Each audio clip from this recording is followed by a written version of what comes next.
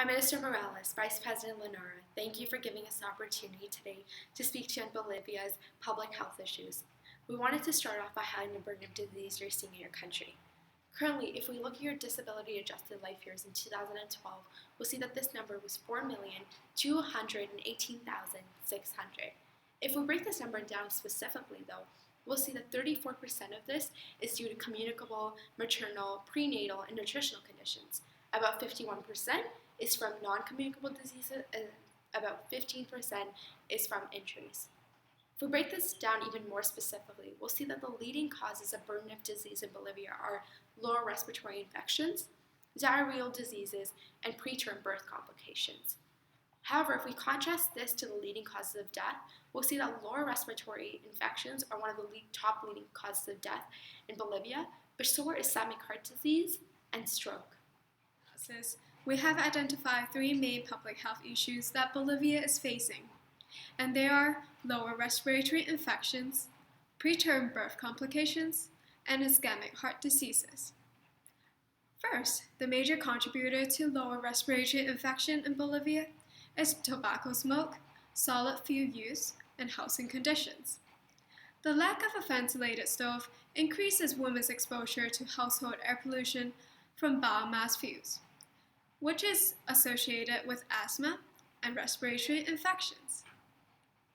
Second, pregnant women are highly affected by malnutrition, which is one of the major factors leading to preterm birth complications. Lastly, the leading contributor of ischemic heart disease is the increase in tobacco smoke and the adoption of an urbanized sedentary lifestyle. I will now talk about the first action plan.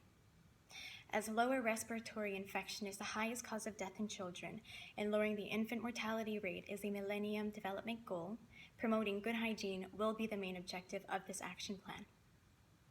The spread of infection among children is the most prevalent when they have high contact with each other through playing. Good hygiene then starts with washing of the hands.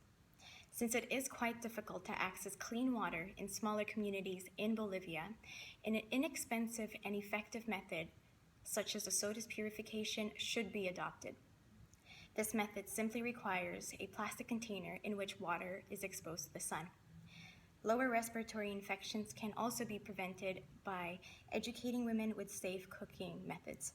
The risk of being exposed to smoke can be decreased by lessening the use of firewood through eco-friendly stoves made out of mud and brick.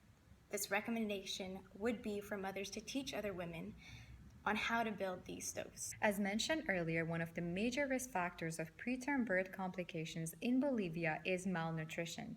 One cost-effective method to address this problem is to implement family planning courses, where they can focus on promoting better nutrition.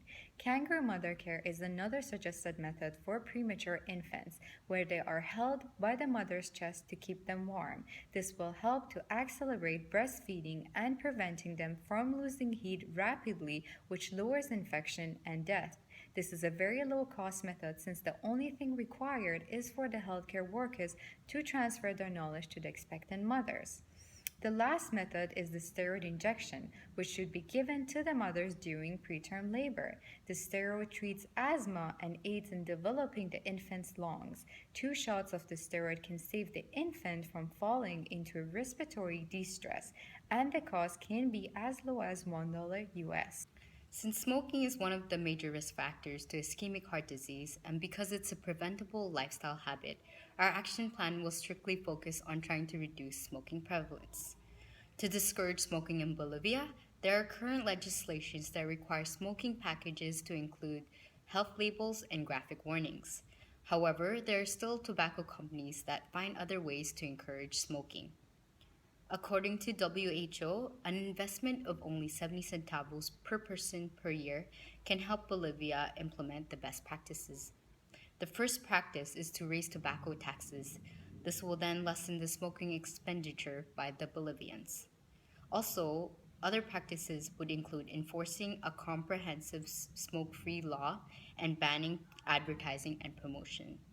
The expected results of these practices will then lead to a decline in tobacco use and a drastic improvement in the health of the population. And with that, we'd like to say thank you for listening.